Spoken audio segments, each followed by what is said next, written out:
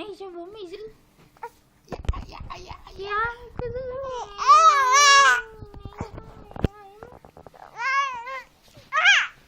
cứ giữ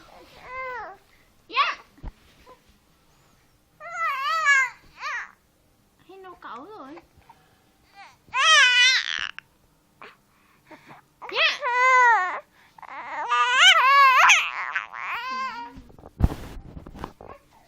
Tay bên kia đã xong rồi chưa anh?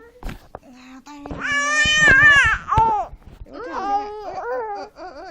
đây vô cứu cười không? Bố quay cười. Vô cứu rồi nhỉ? Vô cứu rồi cứu.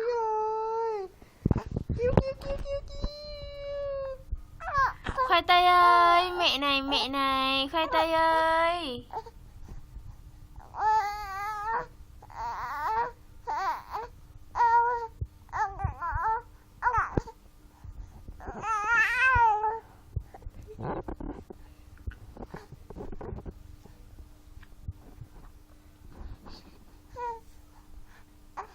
Nó kêu đi.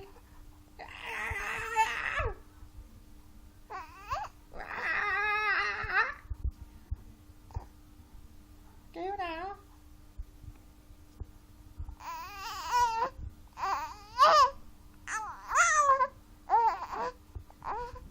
Gần quá chả quay được cái chân nó đạp.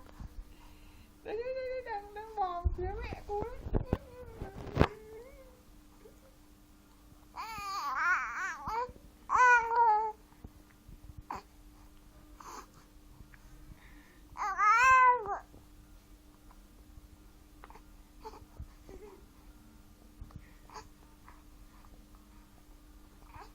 Ôi trời, toát mồ hôi này. Ôi ôi con ơi.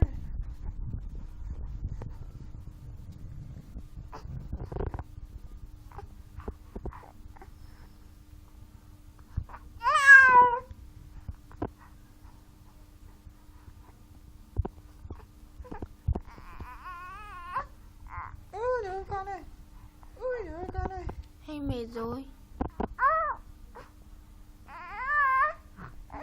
Lật lại. Vô cứu, đợi cứu.